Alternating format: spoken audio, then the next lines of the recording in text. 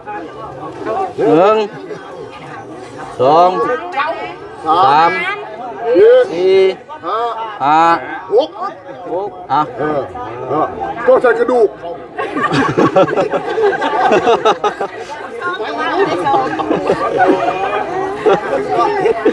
มาให้มันล่มไหมเนาะมันล่มคอยไหมเจ้าไหน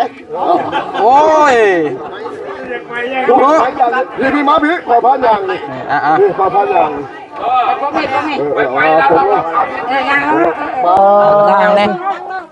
ดีอะไรเริ่มมีแต่ว่าให้ตั้งมุกตั้งใจให้เนาะให้ตั้งมุกตั้งใจขอให้ทุกเจ้าประคับประคองกันให้อยู่มันคนยืนให้อยู่เย็นเป็นสุขทุกกายทุกใจเด้อ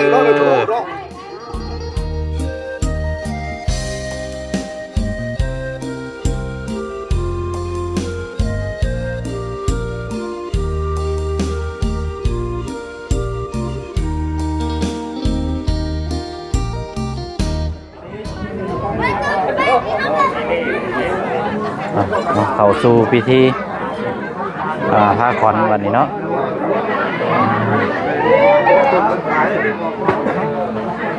สบายดีพี่น้องอีกรอบหนึ่งเด้อพี่น้องเนาะกำลังเริ่มเป็นล่ามใช่ไหมเนาะให้เป็นล่ามแล้วลุงเฮิมเลยลุงเฮิมป่วย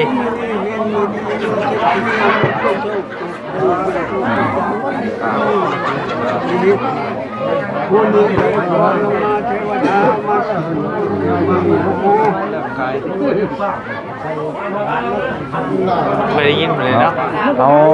ให้เราใส่ไม้ก็ออกไปเนี้ยบ้านเราใส่โค้งเนี่ยใส่โค้งเสียงได้ยินเลยเนาะเสียงคอยพอด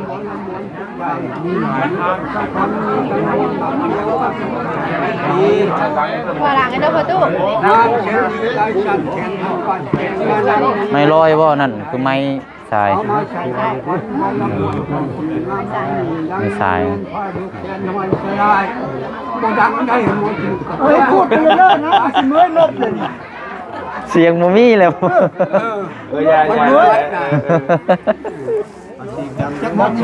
มูมีไม่เห็นแล้ว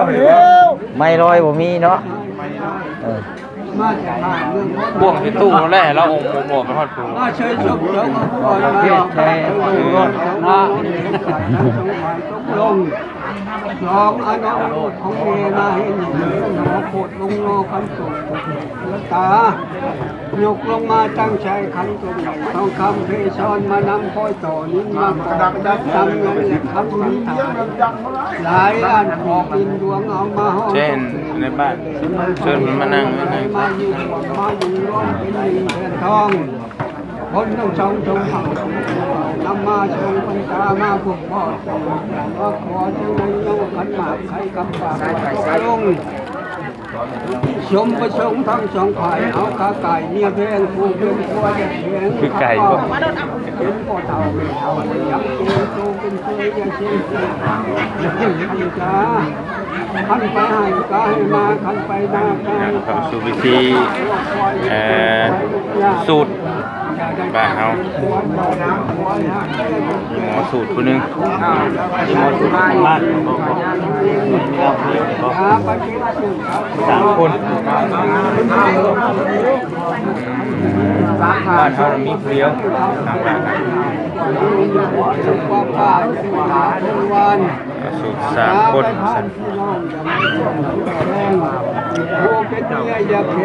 ว่าทางบ้านที่เพิ่นเฮ็ดได้เนาะสูตรแล้วกับผูกคอตกแขนเราจะคือกันนั่นแหละเดียวกันเนาะเดียวกันแล้วก็สิได้ยกผ้าขวัญขึ้นเทิงเนาะห้องนอนแน่เนาะขึ้นหมองนอนเราว่าหมองได้ใช่หมองนอนเพิ่นอยู่เทิงเฮือนพุ่นแหละอันนี้เคยลามอีกผู้นึงเพิ่นป่วยลุงเฮิมมาบ่ได้พี่น้องเนาะ พี่น้องอาจจะบ่ค่อยอาจจะถามหานะลุงเพิ่มไปใช้ป่วยเป็นไข้ไข้เลือดออกไข้น้ำลายเดี๋ยวนี้ อย่าไปโกงเที่ยวพ่อเที่ยวเห็นคนแก่ไปใช้ยาจันไรปล่อยปล่อยหาอย่าไปด่าพี่น้องของผัวอย่ามามัวชุลาเบียบุกน้ำตีโคกหาพี่น้องยกห้องงงเป็นแอนอย่าได้แลนปั๊มหมูปั๊ม ใส่พักผ่อนเดียว จะพักคนเดียวง่ายๆพักผ่อนน้อย พักผ่อนเดียวปกตินี่นั่นสิเป็น2พักผ่อนแต่ว่านี่เพิ่น ๆ เอา โด เฮ็ ย ด ใหญ่ เนาะ โตอย่างมากมาย เฮ็ดพักผ่อนเดียวเฮ็ดสู้เอาเนาะ อย่าชุดสู้เอาเพชรโมโมอย่ากับโมอย่ามุชาอย่า มา มา เมื่อ ให้คนเย็น ไข้เป็นคนละชงบ่จ้ะ อย่าพะโล้ต่อเล็กต่อโลกอย่าไปวันที่ได้ลูกสักคน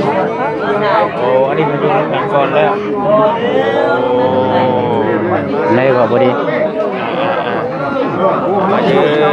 บอกเราว่าคณะแค่ว่าเจ้าบ่าวเจ้าสาวคณะมาโคนะเฮ็ดพักผ่อน2อันนี้เขาอยู่นำกันก่อนแล้ว นี่อยู่ เฮ็ด กั อั น นเดียว ก็ได้เฮ็ดอันเดียวบัดนี้เนาะ ครับ โอ้ เคยบ่ได้เฮแต่อยู่บ้านเฮาน่ะอยู่บ่อยู่ก็เฮเก่า ไปเก่าแล้วเนาะ ผมมีเงินผมทำได้ยัง โอ้ ผมมันแล้วได้ไหม อ๋อยับกลับมาเด้อ มาผูกมาอยากสิว่าแล้วก็เสียบริสุทธิ์แล้วนะเอาว่าสั้น พอต่อแขน ๆผมมาจัดเลย ทางนี้เพิ่นจะเฮ็ดแบบนี้เนาะถ้ามีการเพิ่นอยู่นำกันแล้วก็จะบ่มีการห่อ หายเปล่าเอ้ย แขน เห็นบ่ ปวดกาว มาผูก ก็ให้มาสาวัน แม่ใครปลูกกับใครนั่นได้แหละปลูกกับทุกคนแหละ แก่ไม่ลงเลยพันเจ้าไปตลาดกว้างหวัง เอาไม่แล้วเสียแต่บ่ได้เอาไม่ต่อที่ตู้รถ พันเจ้าไปทางใจ พอยินเสียงหมอสุด นี่แหละนี่มันต้นตลาดจะไม่ใช่ภาษาอยู่แทนอ้ายมีเงิน มาผมมีกระพุกกระพายให้แล้วเป็นยัง ถูกจะพายแล้วได้อยู่ มัน เนาะ กับบ่คืออีกอ่ะ หาแต่เงินแท้ เนาะ สมมุตินี่เงินได้ชื่อนี่เร็วนั่น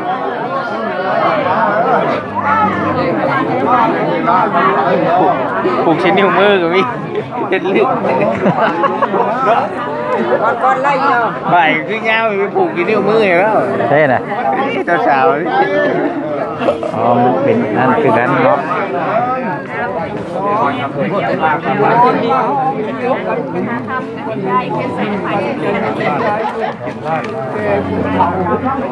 วัญสมเจ้าให้เรียน จะมาเอาบัดนี้ ตั้งใจคนทุกวัยโอ้คนโตทักคอยบุตา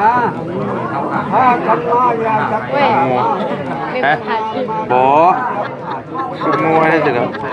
เห็นด้วยหน้าก็รอ ไปสิไปถ่ายเอาบัดนี้ ว่ามาเยอะ เด้อ หมอหมดเด้อ มัดให้หน่อยเด้อเฮ้ย 9,000เอา ใส่ผูกใส่เพราะเป็นวิธีเห็นแล้ว ได้เลย เอาเลขอำแล้วเลขแม่นบ่ มาเด็กมาจะหายน่าจะเป็น เอาเป็นหนี้เลย คนอย่างเจ้า เลยเลย คนน้องแฟนน้องหมองวันเห็นน้องทั้งชาติมาเด็กวัวควาย มา สาวเอ็นสวยมันขี้หอนให้มากก่อนอย่าไปใช้อย่าไปใช้อย่าขับมันไปต่อมาเยอะ เด้อเอา ก็เพราะว่าเราเสียง เยอะ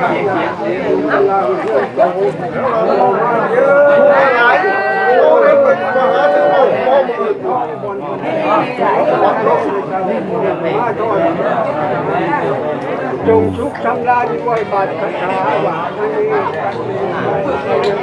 วันใจยังพลังสุขยัง าวะหาโหสุมังคโลโห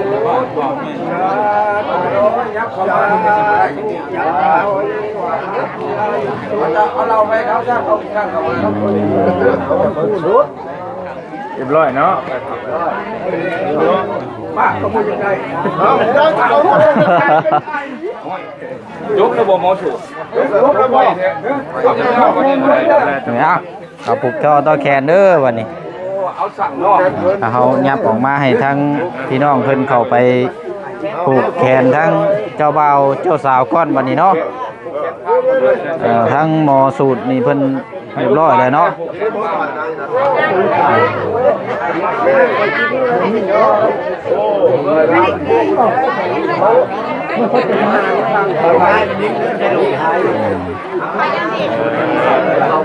มาเด้อเลยรถกำมาผูกมาที่เราเด้อ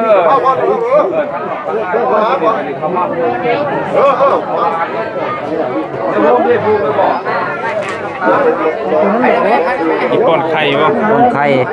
ให้เพิ่นผูกแล้วก่อนมาย่างเนาะเจ้าได้ปอนฮะยัดใส่ลูกโดนโต๊ะเขาคุณรวยแล้ววะแค่ต้องมีก้อนไหนมีโยช็อตต้องเห็นก้อนมันต้องเห็นก้อนเดี๋ยวเนาะอยู่บอลายอยู่เนาะ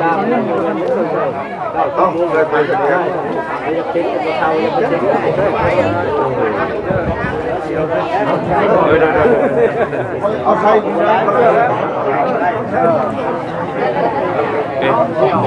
ไก่โอ้แคนมอสูตรผูกแคนมอสูตรเนาะ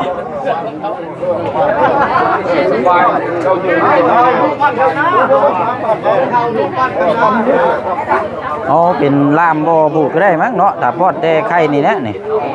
เป็นผูกกันแล้วเลยเนาะผูกให้แล้วก็แล้วนี่เด้อเพราะว่ายันว่าได้ป้อนไข่เพิ่นนี่แหละป้อนไข่มันเมนบ่ดียันว่าผิดฮิตคองยันป้อนไข่บ่ได้บ่จักบ่ได้ว่าถามเพิ่นบอกก่อนเธอป้อนบ่ได้ก็บอกก่อนถามเพิ่นก่อนเนาะตั้งเทื่อบ่คือกันกับบ้านเฮาเนาะแม่นเลย ต้องถามเพิ่นเด้พี่น้องเอ้ยเพิ่นนอนสู้กันแล้วบัดเทื่อป้อนไข่บ่ได้ก็เป็นไปได้เด้บ่าวลาวสาวไทยไม่กินไทยสาวไทยบ่าวลาวแค่น้องเด้อเอาซบเท่าน่ะแค่น้องแค่นุ่งใครบอกเอาไฟฟังพวกเฮาน่ะแค่ดีแล้วพอสิเปิดตายเอาบ่มีเลยเขาบ่ได้ใช่ได้ไม่ใช่ได้ปลาขวัญก็ใหญ่ครับเนาะเจ้าเลยสิได้โจมนี่บ่ดี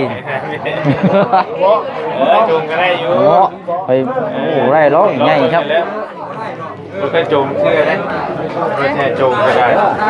เอาปลาขวัญมาใดกับแท้นั่งแล้วขึ้นได้ก่อยในไม่ว่านเฮ็ดดิใดโอ้ยคิดเกี่ยว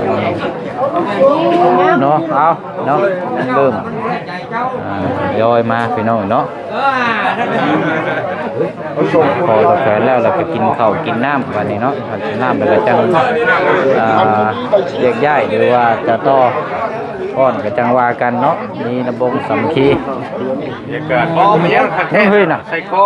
พวกมาไล่เนาะมาพ่อมันจะมาจะซอยคำนะจะซอยนะจะซอยใหญ่เลยนะครับใส่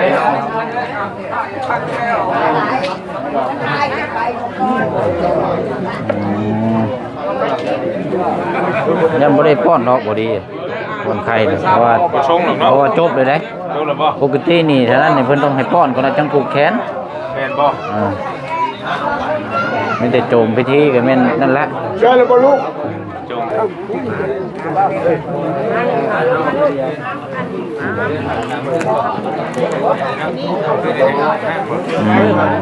บัดนี้เนาะน่าจะเริ่มเบิดแล้วผูกแขน โจมเลยบ่ประตูโจมเลยบ่พาคอนบัดนี่ เดี๋ยวเพิ่นบอกอย่างเด้อ เฮ้ยผู้สูดควัน โอ้ยยัง ทำโมแล้วนี่ ยังสิสูดอีกอยู่บ่นี่ พอแล้ว จบเลย แล้ว แล้วย่อเข้าแต่ก็ไม่บอกเอาเอง ง่ายเนาะไวเด้อเนาะโอ้ ทีนี้มันยากมันยาก เออ เห็นมันง่ายมันก็ง่าย เนาะคือว่าได้เฮ็ดง่ายก็ง่ายยากก็ยากโอ้โหเมียกับพี่น้องเว้ย นั่นกับบุญญาเราเบากันเร็วเลยนะ จริงๆมันบ่มีอย่างยากดอกแย่บ่ได้เด้แซ่บ เขาคนมากมากแล้วย่อเข้าผู้ชี้ยูไปแล้วแต่ผู้ชี้ยูกันแล้วใส่โอ้ย อ๋อ ฮะ อันน้ำรถเจ้าหน่อยไหม เป็นยัง ขึ้นไปปูนอนเจ้า เชื่อมอน ไปขึ้นมาบ้าน คุณเลยอยู่ในรถคุณเลยเอาบ่ไปเอามาไว้นี่บ่ ที่นอนยังไงตะเกียมา จะไปเอาที่นอนก่อน ปูให้บ่ ดูที่นอนก่อนเนาะเอาพี่น้องเว้ย มาซื้อ แสนนึงแล้วบ่บ่ใส่นี่เพ่มาเพ่เจ้าทางนั้นพูดเพ่มาทางหลังพี่ ใช่ข้างหลังบ่ลงเด้อครับจานบ่อยากข้ามจานนะใช่ป้อนไข่บ่ บอกพูดแข็งเอาเงินเธออ๋อนี่พูด มีปูนไข่ปูนอย่างอยู่พี่น้อง มีเนาะมาปลูกเลยเนาะ จะพูดพันจะพูดเอาไผ่ ปลูกเอาไผ่ก่อนบ่ พูดทางนี้พูดเอาออกมาทำ เอาเด้อ ให้มาดีให้ เอาขอให้อยู่ดีมีแห้งให้ค่ำให้คุณอยู่เย็นเป็นสุขเด้อมีครอบมีครัวเลยทางการพัฒนาเพิ่งแย่งเพิ่งพากันได้บัดนี้เด้อเอาเนาะ ยิบเมียแซวอะไรหัวตำแจวเลยเมียยิบด่าใส่ตา เอาทางฝ่ายนี่ก็ให้ตั้งมุกตั้งใจได้บัดนี้เด้อ จะบ้าจะห้างกันได้ ให้ประกอบกับครองเบิ่งแย่งพึ่งพากันได้อย่าปะจะทิ่มกันเบิ่งแย่งกันเด้อเอา เจ้าจะมาเอานี้ไปใส่ได้บาทนี่เด้อถึกเวียกได้บาทมามื้อนี้ก็ให้พี่เจ้าเอากันเลยเป็นขู่หัวผัวเมียเด้อบาทนี่เด้ออย่าบ้าจะห้างกันได้เบิ่งกันได้เงื้อให้ได้เพิ่งได้ใส่เบิ่งเลยตัวใดบ่สั่งยางบ่งามลูกเมียก็ให้บอกให้สอนนะครับเมื่อบาทเมื่อเฮือนก็เพราะว่านายพี่เจ้าเองเด้อท่านพูดให้พี่เจ้าไม่เท่านี้แล้วมื้อนี้ มันดีมันงามมาแล้วเนาะ บอกอันนี้แหละเป็นเลยเอาออกเลยโคกับคือเดียวกันเนาะไก่นั่นเด้น้อง มา สาว เสนอข่าวเกะเริ่มหนังสือมันจะมาเริ่มหนังสือเลยพอไปถึงคนแล้วครับ ย้อนให้ข้าวให้เตะเบิ่งก่อนเด้อ ยืนลุกยืน ยืนนี่นะ เรียนก็ทำไปถามเท่าถามเกะบึงให้เป็นเบิ้งเห็นอยู่บ่ทางน่ะเห็นอยู่บ่ เรียนอยู่บ่คำ แค่กีตาร์เอานี่เด้อเห็นอยู่บ่เนาะเอาทางนี้นำเด้อนี่ได้นี่เนาะของงามๆนี่เนาะคำ เอาไว้ผัวมันคล้อง เอาวันนี้เนาะทาง ผัวคล้องถ้าเจ้าคล้องมันย่อมพิษเขา โอ้ยบ่ได้เด้เนาะ คล้องตาบาดคล้องเมีย เอา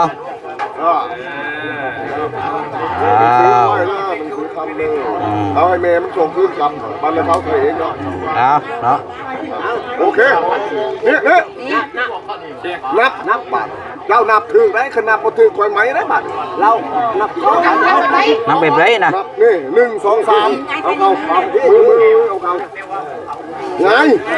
ง ไง เอาเขาจำก็อย่าญาติแม่ มายับ ว่า ตัว ไปหาแต่ญาตินี่ว่าหันคือบ่ญาติยืนได้บ่ ใช่หรอมาตีน เท่น่ะบอกเขานี่เด้อ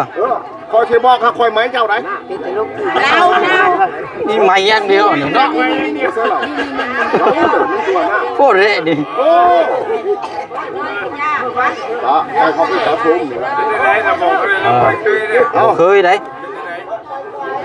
หนึ่ง หนึ่ง จะนี้มาแล้วจะนี้ หนึ่ง สอง สองสามสี่ห้าหก ยกขาขอบมือเว้นเข็นมือเศร้าทบไปพูดอะไรเลยไปแก้งเลยคุณเอาว่าเลย เอาเนาะอยู่ดีมีแห้งแล้วอยู่เนาะฮะหนึ่ง สังเก่า สองสามสี่ ลงมาหา ห้าเนาะเอาเอา มึงเท่าเกเป็นบอกกับพันเจ้าเจ้าเท่าไหร่เด้อ เอาหนึ่งสองสามสี่ห้า หก หก เจ็ด เจ็ด แปด แปด เก้า เก้าเอา ขึ้นปอนเขาปากนี่หน้ามันปอนเขานี่ นี่พอดีว่า นี่มันมัดนะ เอาไปเลยจ้าเอาโอ้ชูชูอ่า เจ้ามัน พอเอากินบ่ได้ครับมานี่ ได้ก็ได้ก็ได้คือจะเป็นโมไซค์ฉันไม่ให้ผู้อื่นเป็นเราได้ มาบ่เคยเนาะครั้งแรกได้พี่น้องเอ้ยเนาะ มาบ้านนี่แล้วพอเต็มเรื่อยกับพ่อเรื่อยเอาซะ คนละครึ่งบ่ครับ มาบาทไปไหว้คนจุดเอาไปเลย ชิ้นบ่บ่ เจ็บกระเพาะเช็คขอน้ำเลย เอา คือเก่าบ่ คือกับหนักหนึ่งคุณเอาเข้ามือ เอามือเก่าอีกเนาะเอา หนึ่งพุทธหนึ่งทั้งนั้น หนึ่ง สองมาทางนี้ สอง สาม สาม สี่ สี่ ห้า ห้า หกช้าเขามาผู้เขากำน้ำเขาเขียวหมดแล้วนี่เลี้ยวมาตามึงเตะไม่พอเท่าคนเก่งตามนี้อยู่สหายหนึ่งนี้ หนึ่งสองจะเกลือวันนี้สามสี่ห้าหก เราคอยเป็นหัวว่าเข้าไปว่าเจ้าเป็นเมย์ หนึ่งสอง พอเราเนาะ สามสี่ คอยว่า หกเจ็ดแปดเก้าเอา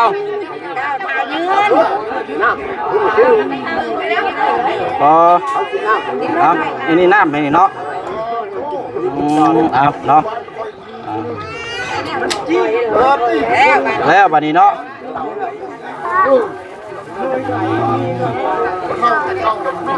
ใช่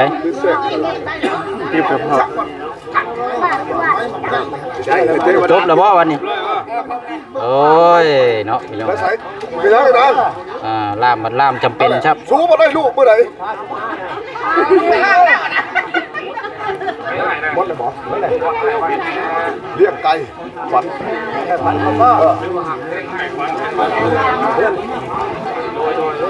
เอาออก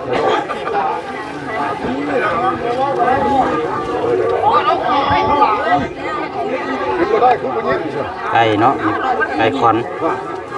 นี่เบิ่งไก่ขอนพี่น้องเนาะล่ามกับล่ามจำเป็นครับ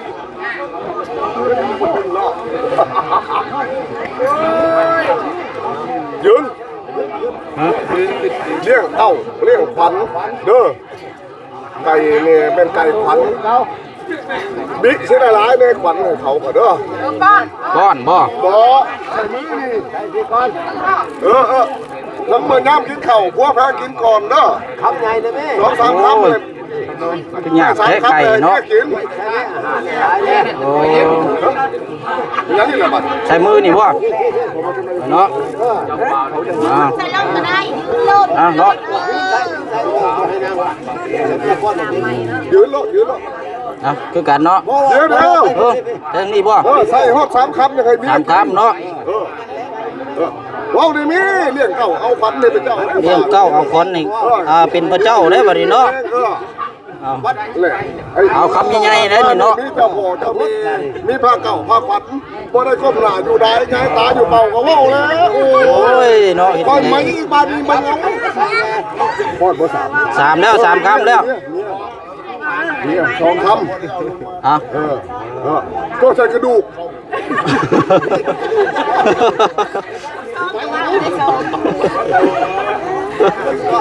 เอาอีก อีกคำหนึงเนาะ อีกคำหนึ่ง ไก่มันยังหยาบเลยพี่น้องเอ้ยเนาะ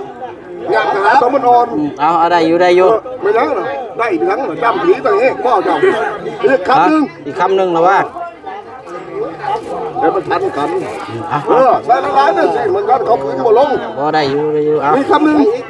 คำหนึง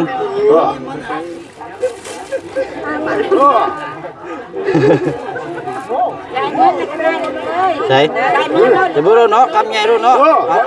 อาหารลายคำข้าวใหญ่เอา คะแนนร้านเจ้าใส่หลายๆร้านคอกระยามันใส่อีกคำหนึ่งครับมันเยอะใส่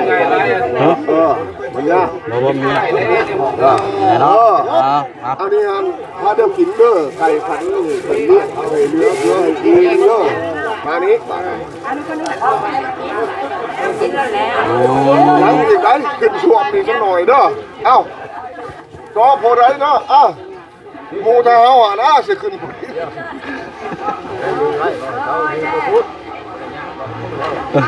พาเดิมกินคอยใจเย็นเป็นพิษพอวิธีแหละ ไปวิธีแล้วจำหลายก็กินหลายเลยเอ้าน้ำยิงในเขาเนี่ยน้ำอยากมันแค่แล้วคอยตีหลังเอาแล้วได้ลูกลามคอยแล้วตุ้มถ้าเย้าทั้งนมเย้าจะว้าวพอแล้วเอาน้ำมาพบเดี๋ยวนั้นแค่นี้ ได้อยู่เนาะคุณเลยดิ ดูได้ ไปโอ้ดูเป็ด เท้าดอกไม้ในกระไดนั่น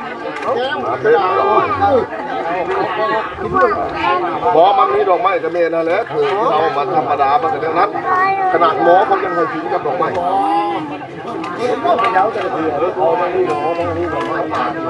เอาครับเนี่ยกินหน้าหัวกินเรา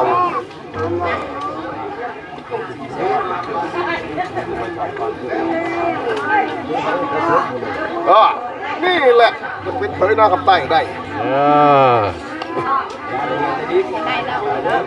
เนี่ยได้เฮ้ยบาทเอาไปบาทได้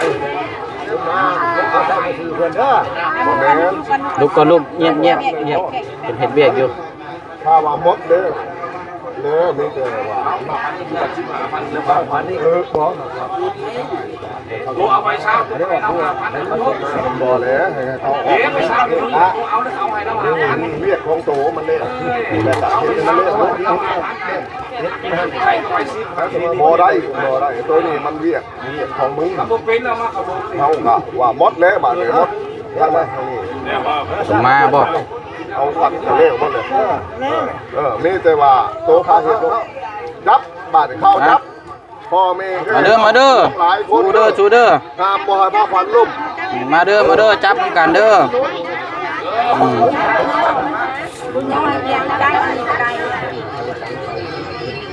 เขายืนซายืนเนาะสองคนเนี่ยเขาออกบ่ลือหัดตั้งเลยนี่ออกเลยเอาออกไว้หมอไอ้ตัวบ่เรื่องให้หมอใส่เอาพูดออกหมอใส่มาออก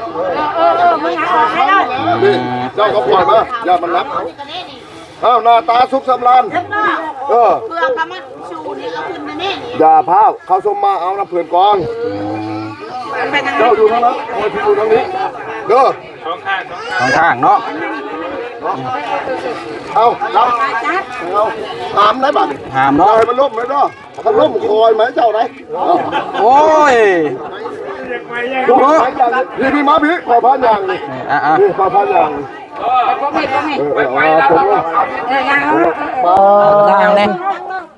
ดีเขาเก็บไม่ได้เก็บสังออกดีเขาจังนักกันเขาเก็บออกนับยังเอาออกมามันหมดโอ้ยตายใครไก่กับบนได้เอาออก บอลโอ้ยทับตากับบอลเฮ้ยเป็นสาวเป็นเก่งเอามาจานเลยอันนี้มันคือของเท่าของแกนับแล้วแค่รันให้เอาล้ออยากกินกับกินบ่อยากแล้วกับเมื่อร้านกู แล้วนี่เนาะต้มขนมมาแล้ว แล้วพระเจ้าอยากเอาเด้อหลักเด้อโอ้ยยุงกู ไปแล้วไปนี่ ยังไม่ได้กินเองเขากินเนี่ยกูบอกแล้วเอาเลย ใช่ เอาละจับ ดูเด้อ นั่นแหละ เด้อเจ้าเอาเด้อ ยังไม่ลิ้นบ่ฮะ น่าจะจบแล้วบัดนี้เดือแต่เครื่องของสมมาบัดนี้เนาะเดือแต่เครื่องของสมมาพี่น้องเนาะเดี๋ยวเพิ่นพักผ่อนนี่เพิ่นสิมากเนาะเพราะว่าเพิ่นบ่คืออยู่บ้านเฮา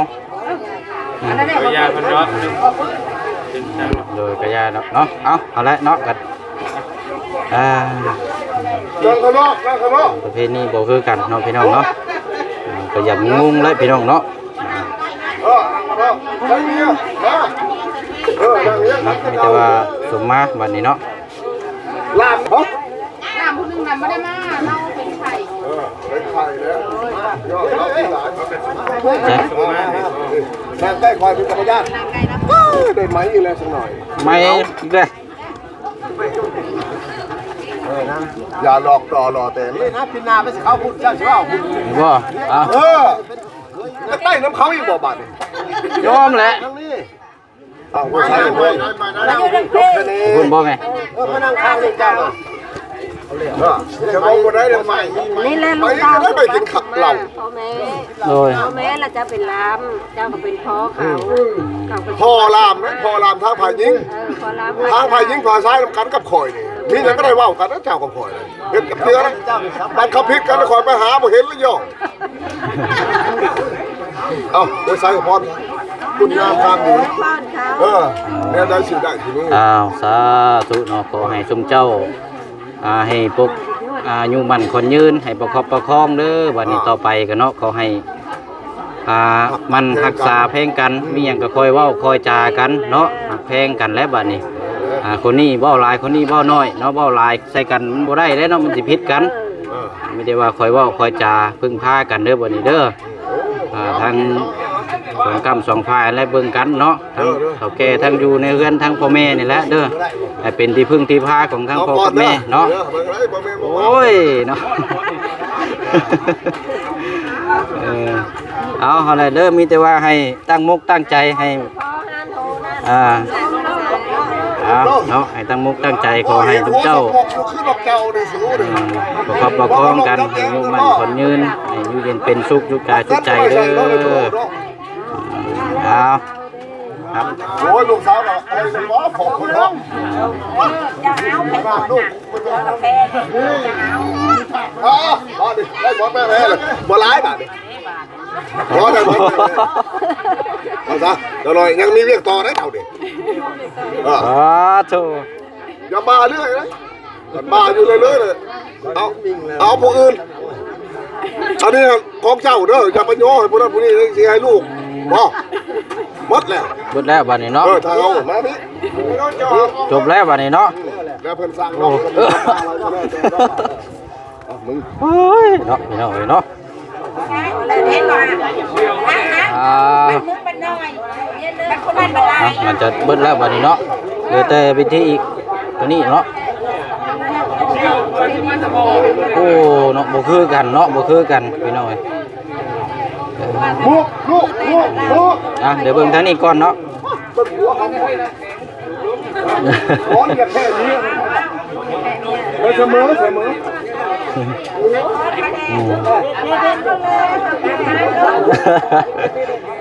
ก้มลง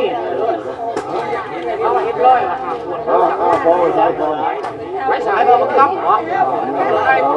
ใช่มาเป็นผ้าสายหน้าหน่อยนึงนะ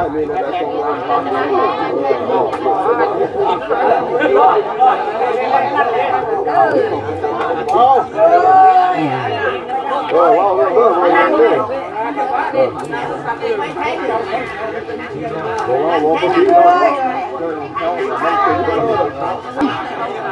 ห้รถให้รถเอ้ย ใครกันละมันเนี่ยมาในเพื่อนชีวิต เอานั่งนี่แหละนั่งนี่แหละ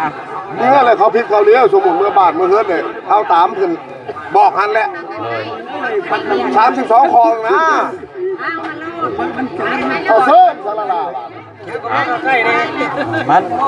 บ่ได้ยินได้เนาะฟังน้ำกันนี่แหละพี่น้อง32ข้อว่าซั่นคำเว้าคำจาคำที่เพิ่นบอกเพิ่นสอนเนาะฟังน้ำกันและเบิดทุกผู้ทุกคน ฟังเด้อ ขอโทษขออภัยทั้งสองครั้ง ร้องจ้า เป็นเท่าเลยที่ได้ต่อเนาะ ต่อยอดสร้างวัดสร้างพระต่อยอดเด้อเรียนมาเพ่เด้อ เขียนในเล่เจ้าของกระเท่าเลยเขาตรงนี้หางเล่นมันมานี่อย่างว่าหางนี่อีกอย่างนกยกกับคันยังเล็กคันโบว่าวปัดโบเห็นบนเบาน้ำชาดียุงว่าอะไรกับมันสีห้องทั้งพื้นให้ไหนเจ้าจะให้พันที่เจ้าคือว่าเข้าที่แปดเจ้าดีเลย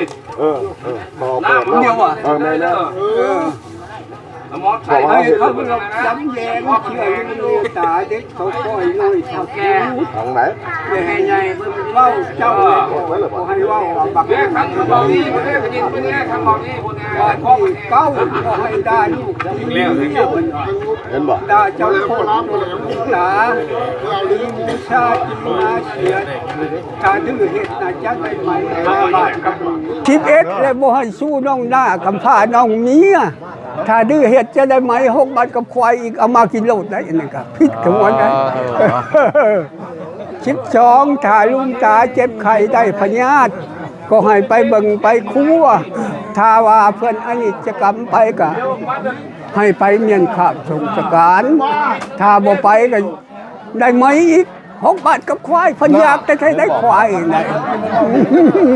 เขาเฮ็ดแค่ไหนบาท13เลยบ่ให้สูบกินชาสูบยากินเหล้าคบโจรหรือผู้ร้ายคือว่าดึกหลักไปไก่คันหลักมาน่ะหลักเอาสิ่งของบ้านเมืองเอาโทษโพยโหยห่างมาใส่ลุงใส่ตาใส่ลูกใส่เมียให้บ่หาหน้าบ่สางอันนั้นก็จะได้ไหม6 บาทกับควายเลยทรงนี้พร้อมเล่งเอาขดองพร้อมได้นั่นได้เข็ดได้ตัวนี้ได้14นี่ให้ไปลามาคอกเลยให้มองได้ลูกเมียกับลุงตาฟ้าเข่าสิไปใส่กันเจ็บให้ว่าเจ็บไข้ให้ว่าไข้บ่ให้ตัว15ถ้าเอาสิ่งของเงินทองมาแต่เฮือนหลังยังน้องเอามาสู่ลูกหาเมียก็ให้เบยบานลุงตาถ้าบ่เบยบานน่ะปะห่างกันน่ะเพิ่นจะไหลเป็นชิ้นชมช่างทั้งชิ้นนั่นน่ะว่าฉันเลย16เลยนี่นาให้ไว้นะนี่หลังให้ไว้หลัง17ถ้าลุงตาหักกู้ยืมสิ่งของเงินทอง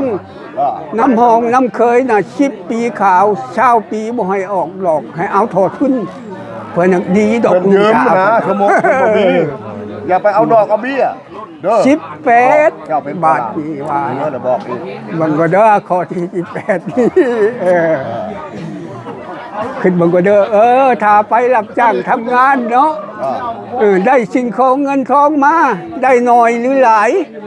ก็นับว่าเป็นของสมช่างกับลูกกับเมียแล้วให้เมียน่ะเก็บเงินไว้เป็นเบาเลยนั้นคันไว้น้ำห้าวัดญาติมันบ่ยังลิ้นไผ่ลิ้นจะไผ่บ่เป็นเนาะ19ถ้าชายชงยิ่งจงห้างลิ้นชู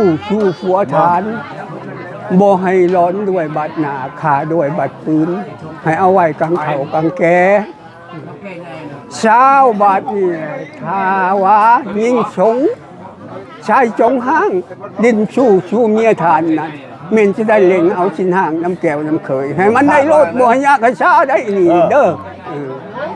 21เลยบ่ยิ่งจำแก่นเม่นพอคู่ความบ่ได้จะลอยช้อยบ่ได้จะขวาง